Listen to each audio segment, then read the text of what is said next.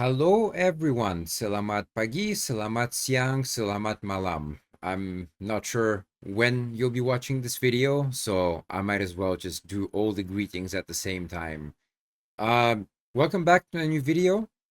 Like I mentioned in my last video, I'm not gonna make videos very often on this channel unless there is some kind of big official game. And at the moment, there's just not much going on. So yeah.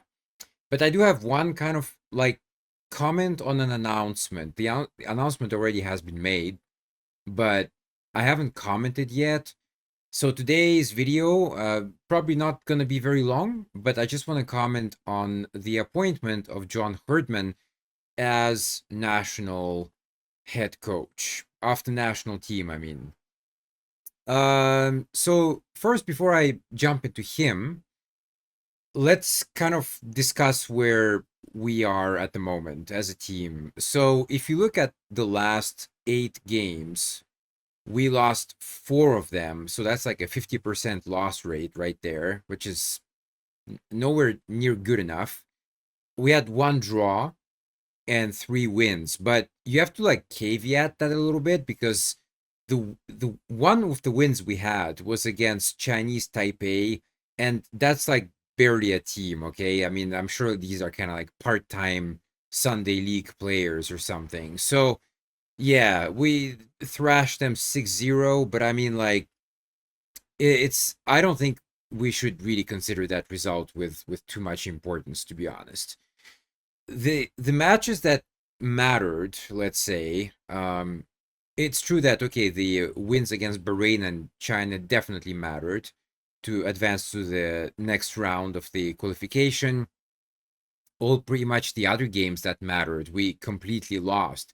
And we didn't just lose, but I felt like we were completely outplayed. There was obviously a bit of bad luck here and there, don't get me wrong. But overall, just like the team was not good enough, you know. Um, there were like certain like teams for like Iraq, for example. I thought we did okay versus Iraq in certain parts of the game, but we just didn't create anything. Like they were so safe with that. Well, even at 0-0, they were very very safe, I thought. And then they get this one chance and they scored, and after that, we never really looked like getting back into the game, getting a point. Well, even if we did get a point, I mean, it wouldn't have changed anything, I think. And of course, look, I just want to repeat once again that I think it's a complete joke that the Asian Football Federation, I guess it's the AFF or something like that, or AFC. No, I think that's the cup, but so it must be the AFF then. I'm not very good with the organization names. Sorry for that. Uh, but the fact that they hosted the playoffs in Saudi Arabia and Qatar, 2 countries that were, in contention for qualification, that should just never, ever, ever, ever happen. Like, I don't like this is corruption, like 101, you know? None of the teams that were competing, actually, to be honest with you, shouldn't have hosted the games. None of them. It shouldn't have been Saudi Arabia. It shouldn't be Iraq. Well, obviously, it shouldn't be like Indonesia. Even it should be like none of them. It should be a neutral venue. Okay, pick 2 countries, right? That are not vying for qualification. Because guess what happens if those countries host?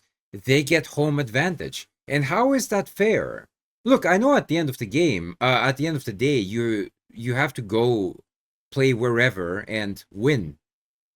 At the end of the day, that's what big teams do, you know? They don't like they can complain, of course. They can complain all they want, but at the end of the day, you have to go there and you have to get a result. So there is that, but I just think like it's so suspicious. And we know that Qatar and Saudi Arabia have obviously a lot of money and they have a lot of pull with FIFA, but not just FIFA. Obviously, in the Asian Federation, they have even more power. So that was a disgusting decision. That should just never ever happen, and I hope it never happens again. But I look, I mean, we see like the state of the world right now. It's not just in sports, but in politics as well. Corruption is just left, right, and center. It's freaking everywhere. So do I have hope that it's gonna change in the future? Yeah. Do I think it's gonna change in the future? Probably not. So yeah, that's kind of where we're at. So yeah, this is the last results, and the last game was October 11th, 2025. Now we're basically in March 2026, still didn't have a single game. So that's why I said there's just not much to comment on until the next round of games come. Unfortunately, though, even if I look at the calendar for the rest of the year, there's really not that much going on. So on March 27th, we're playing in Jakarta against Saint Kitts and Nevis. Look, I'm not gonna watch that unless it's some kind of like extremely convenient time, and I might tune in, but I'm not even sure like where I can watch it, to be honest.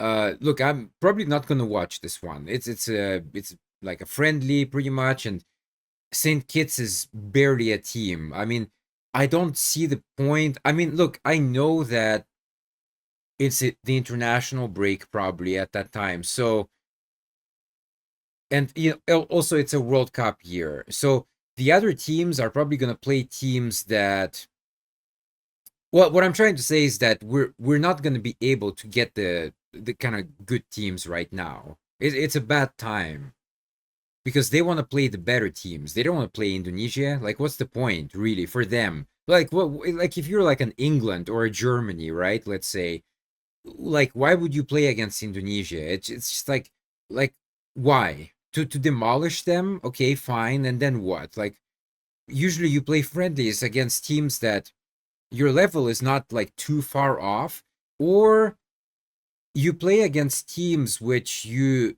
will come up against at the World Cup, like something similar, so you can practice. Obviously, that's the point. So yeah, I'm not probably not gonna watch that one. On the 31st of March, just a couple of days later, we play. This is a very weird one. I don't know why it's marked like that, but we play either Bulgaria, which might be interesting, or we play the Solomon Islands, which is not interesting. So again, it's like it depends who we get. If it's Bulgaria and if it's like a good time, I might actually watch that. Although Bulgaria, to be honest with you, has been dreadful for a long time. I mean, their squad is aging. I mean, the days of like Stoichkov, etc., like those days are long gone, and Bulgaria has been sinking ever since. I mean, they're just dreadful to watch. I mean, obviously they play in Europe and they play against like, like teams like Holland, France, etc. And they just get completely destroyed usually. They're terrible, slow, no imagination, no creativity really.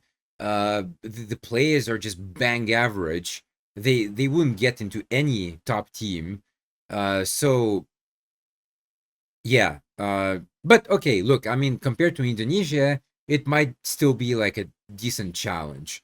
If it's Solomon Islands, though, I mean, I'm not sure what we'll learn from that game, but okay, it is what it is. Then, again, there's going to be a long period of absolutely nothing. Well, then we're going to get the World Cup anyway, so I'm sure people are going to watch that. And then at the end of July, there is the Asian Championship. There are 4 games planned. So it's going to be Cambodia, Brunei, or Timor Leste, one of them. Then Vietnam and Singapore. That's why I said like it's kind of like a dead period for channels like mine, right? Anyway, so that's kind of the schedule. And now, obviously, I want to comment on John Herdman because he's the new coach of the team, and a lot of people still probably don't know about him. So, what I thought I'd do here is I will quickly go over his record and I will kind of comment on it and give my opinion whether or not he's a good or bad appointment. So I think before we do that though, maybe the first question to ask is John Herdman gonna succeed as Indonesian head coach? Now, obviously the jury is out. I mean, it's football, and I always say, like, at the end of the day, it depends on the type of players that you have available. Look, I mean, this kind of depends on nature's luck, you know. If you look at Argentina, they obviously they had and they have a lot of great players, but these people, they had to be born, and then somebody had to obviously, like, detect from a very early age that, okay, this is like a potential, like, either like a very decent player or like a world star player. And these things are identified at a very young age. But still, like, it could be the case that it's just like there is nobody, you know. In some countries, that's just in a lot of countries that's the case. I mean, like, all the players are like super average or just completely mediocre, and that's why they never achieve anything. But this is kind of like the lack of nature. Sometimes I don't know, like, you get these people who are born, and they are destined for great things, and they go on and become great athletes. It doesn't have to be football, by the way. It can be any sport. uh Obviously, there must be like a training infrastructure as well, sure. uh but like, talent is not uh talent, you're born with it. Like, you can develop it over time, sure, but you have to be like born with it. It's not something that you can just like create out of thin air. Let's take like this average Joe from the street, and let's turn him into the next Messi. That's just not going to happen. That's not how life works. That's not how genetics work. So yeah, we have to be a bit like lucky, maybe, with some kind of like next wave of you know kids who are getting through the academy right now, and maybe some of them are decent. Let's hope so, anyway. And obviously, I'm not against naturalization, as long as it's done, like, obviously legally, not like Malaysia, wink wink. And yeah, then hopefully we can get something. So now let me talk about the coach very briefly. I will Here's the graphic of his past records. So he actually started coaching women's teams, which is very unusual. um, a lot of coaches who coach women's teams, generally they never translate into men's sports. It's not that they don't know how to do it. It's just like, I don't know, it just very rarely happens. So that's a bit unusual, but I don't think it's like a negative or anything, obviously. So he started out with New Zealand, and he worked with them for 5 years. Unfortunately, his win rate was very like dismal, though. It's only 26%. But to be fair, uh, I'm not sure like how good the New Zealand women's team is. So, I mean, maybe before he came in, they were like a 10% win rate or something like that. And then, if he put them at 26, well, that's progress. It's still not like incredible or anything, but it would still be progress. And I occasionally watch women's games, I should say, like the World Cup, especially. To be fair, I never remember like New Zealand doing anything at all. So maybe that 26% is actually quite good, because, like, again, I never see them do anything at all. Okay. Then he got his kind of big break. He moved to Canada, and he worked with the women's team there for about 7 years. And there he had a 56%, well, almost 57% actually win rate, which is good, which is good. Well, Canada is obviously better than New Zealand, so there's that. Again, your win rate kind of depends on the players available. It's just like the Canadians are better, so obviously the win rate is going to be higher. And also he got a couple of medals with them. I believe at World Cups he got a couple of bronze medals, I believe, with Canada. So there's that. Then he got hired by the men's team in Canada, and again he worked with them for 5 years. And there he had a win rate of 62%. So you can see kind of like it's going like up and up as his career progresses. And most, I think, mostly he's known for developing Canadian football at home because that was a kind of disaster. The Canada men's team like almost like never qualified for the World Cup. I think the last time they qualified was like in the 80s or something like that, or could be even before that. So the fact that he put them back on the map, I think that's a huge achievement. And although, okay, speaking about the World Cup though, they had 3 games obviously in the group, and they lost all 3. They scored 2 goals and they conceded 7. So that's a goal difference of -5. But to be fair though, to put it in a bit of context, and context is super important, they had a very, very difficult group. They had Morocco, they had Croatia, and they had Belgium. Uh, Morocco obviously was a surprise package of the World Cup, and they went really, really far. So it's not like, but they narrowly lost though to Morocco. There was like a 2-1 or something like that. They narrowly lost to Belgium. It was 1-0. Again, Belgium is like a team technically full of, well, not full of superstars, but they have a lot of stars. Okay, so losing 1-0 is not bad at all. Because in those games you never know, like you get a penalty and suddenly it's 1-1, right? So there you go. They did get destroyed by Croatia though, so there's that. But again, Croatia is a team that is kind of built for tournaments. They even though they're like super aging, they always manage to go like really far usually somehow. Probably like thanks to experience and the fact that they played together for like forever. It helps. It's gonna catch up with them eventually, but at the moment anyway, they seem to be doing okay. So yeah, World Cup didn't go very well. But look, again, it was their first participation in God knows how long, and you can't expect miracles, really. So, but he's still like remembered very fondly in Canada, obviously, for his work with the women and the men for a very long time. In total, it's 12 years. That's a big chunk of your life right there.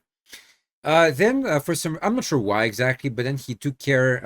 Yeah, that was actually in that time as well. He briefly took care of the under 23 men's team in Canada. With them, he only won 1 game, so 25% win rate there. Not great, but obviously, it was not a long-term thing. Maybe he was kind of like an interim, and then he was gone. So yeah. And then he took over Toronto uh, for about, what is it, 1 year? I think it's just 1 year, yeah.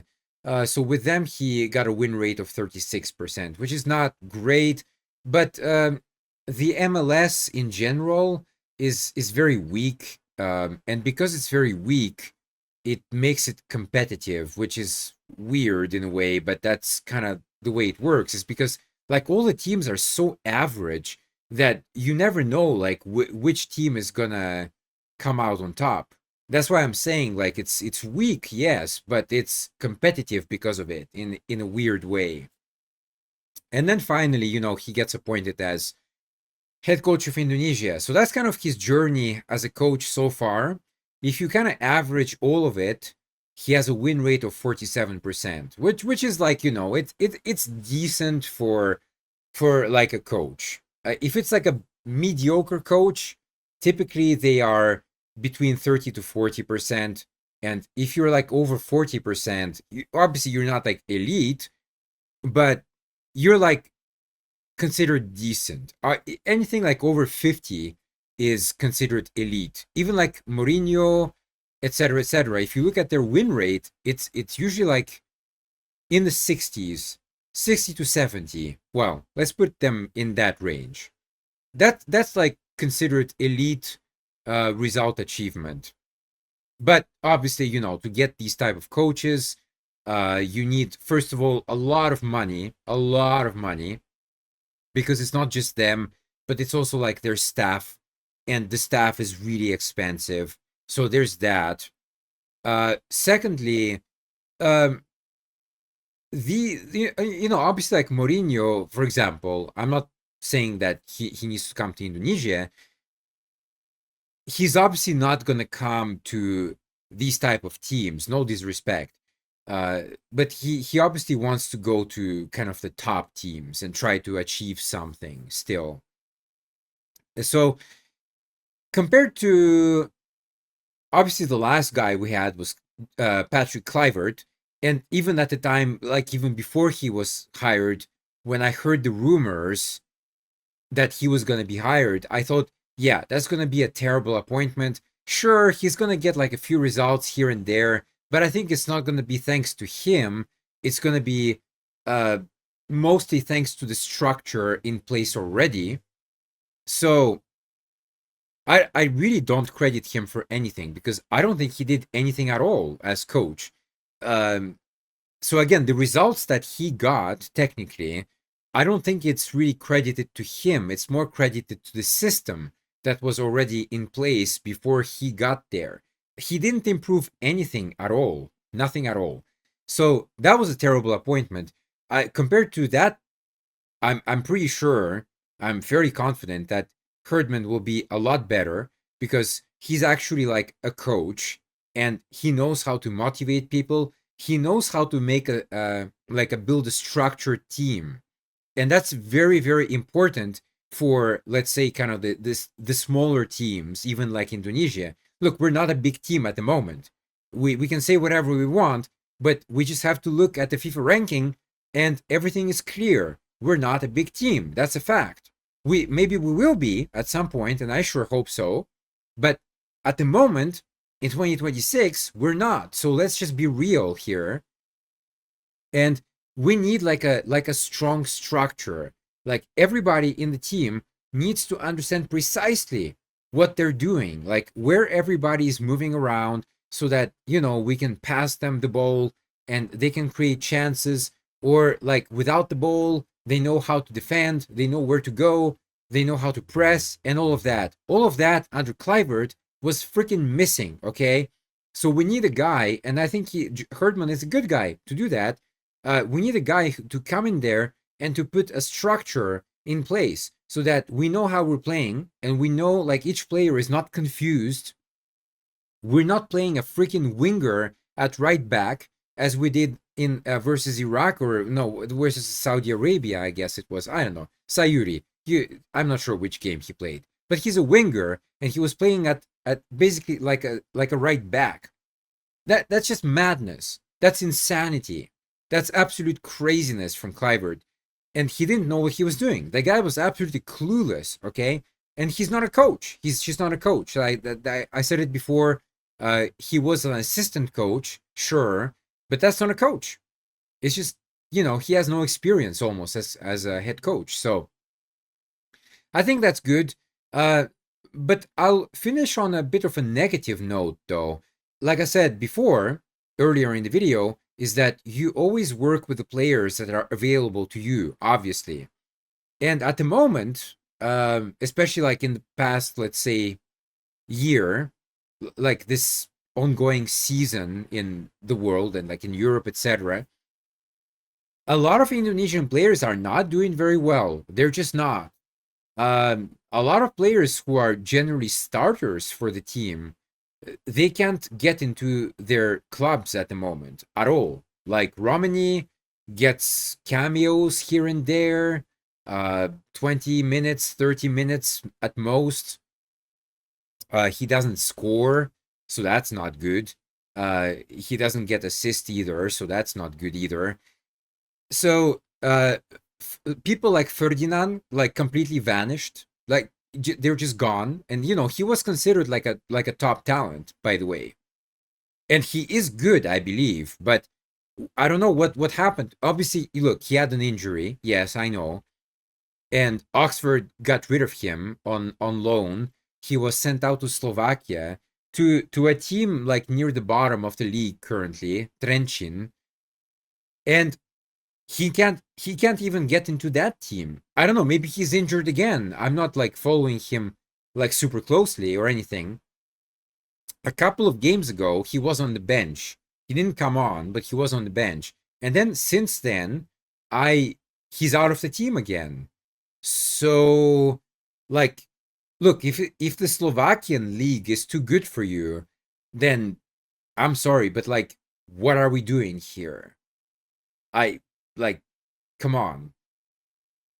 And it's obviously not just them. Dean James is still playing in Holland, but again, like he's not a regular starter, but he gets like at least some game time. But I wouldn't say like he's a regular starter though. Um, some players moved back to like they moved to Indonesia, which I think is a step down. I mean, look, it's great, of course, we need to develop the league, but it's just so poor. I mean, like, come on, like, who wants to go there, really? Why would you go there? I mean, it makes no sense. I mean, the only thing that it makes sense is that obviously you don't have to travel very far, right? Because a trip from Europe it's very taxing. So I can get that point, but just the level of the league though is so low that I don't know. I don't really see the point. It's just gonna make you worse as a player. If you play with people who are worse than you, your level tends to go down as well. So I'm not really like sure what's going on there. Who else like Verdonk? He gets a bit of a playtime for Lille, but again, he's not like a regular starter. I think he was starting to go into the team, but then he had like that big injury, obviously, and he came back for that qualifier against Iraq, and he was just completely off the pace in that game. He was terrible, and in fact, like yeah, for the goal, in fact, he was one of the guilty ones because he didn't track the attacker, and you know, if he blocked that ball, it's not a goal. But he was late, and even apart from that, throughout the game, like he was just completely off it. Like his passing was terrible. Usually he's very good, he's very solid, but yeah, he was obviously not fit. So and since then he had a kind of hard time getting back into the Lille team, and yeah, so that's kind of the problem that we have right now. A lot of these players who are starters for the team, they're not getting a lot of game time for their clubs, and that's a problem. That's a big problem. So John Herdman, you have a big ass job on your hands. Like, I'm not sure if you realize how big it is at the moment, but it's a huge, huge job. I mean, look, guys, obviously, like, there are obvious, like, clear targets going forward. There's going to be the Asian Cup, and then obviously the next World Cup. But I mean, like, at the moment, though, it seems just very, I wouldn't say hopeless, but it just seems very kind of broken up at the moment. It's like everything is shattered. Like people are not playing, um, they can't get into their teams, etc., etc. So that for me is probably the number one worry at the moment. But obviously, things can change very quickly in football. You can get like a couple of good results and you can get momentum, and even like momentum can carry you forward quite far. So let's see what happens, but I'm just like trying to give you like kind of the full picture of what's currently going on as of like start of March 2026. At the moment it's not looking very good, but like I also said, we don't have like many games, so it will be really hard to judge for a while. it is possible that the first few results are not great because, again, you have a new coach, you have a new system. Players need time to get used to it. Obviously, there's going to be some new players as well. They need to understand the team. They need to like understand the dynamics, etc. And that takes time. Okay, so personally, like I don't expect a great start. Although, again, who knows? But personally, I don't expect a great start. However, uh, maybe like over time, as John learns more about the players, about the local scene, like the playing locally, I mean, etc. When he can understand the structure more, then I think we will start to see more results. But we have to give him time, okay? If you expect him to like just like from the get-go to get some kind of like 10 zeros and etc., that's just probably not very, very extremely unlikely, okay? So we have to give him time, but I think it's a good appointment.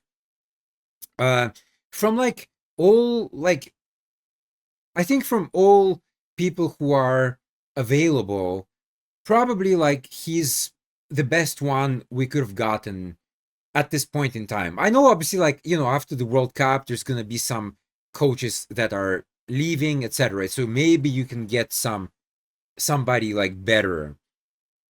However, I think he's a decent appointment. Again, like look, it's Indonesia. So again, people like Guardiola, Mourinho, they're not gonna go to Indonesia. Let's just be real. Maybe like in, I don't know, 15 years, maybe. Sure. But at the moment, no. So we have to kind of look at who is available and who is like good at building a structure, a solid structure, foundation for the team. And I think Herdman can do that. So I'm like optimistic, but obviously we have to give him time. We have to be very, very patient. And yeah, we'll just see how it goes. Anyway, guys, that's it for the video. Thank you so much for watching. And yeah, let me know in the comments, like what you think about Herdman. Do you think it's a good appointment? Do you think it's a bad appointment? Why? Uh, who would you, like, if it's not Herdman, who would you have chosen and why? I'm very curious to see other names. And obviously, again, it has to be somebody realistic. If if you put like Guardiola or something like that, it's nice, it's cool, it's a nice idea, but it's just not realistic. So from like the realistic options, like if it's not Herdman, who do you think we should have gone for and why? And obviously, I know some people will say Shin Tae-yong, and that's fair enough. Fair enough. I get it. And obviously, he could have been an option, but he's not. So apart from those two, who else? And yeah, I will probably make like a couple of videos like later. But guys, again, like I said, this year there's not much going on, so I'll be back when I'm back. So until then, take care, stay safe, and sampai jumpa lagi. Bye bye.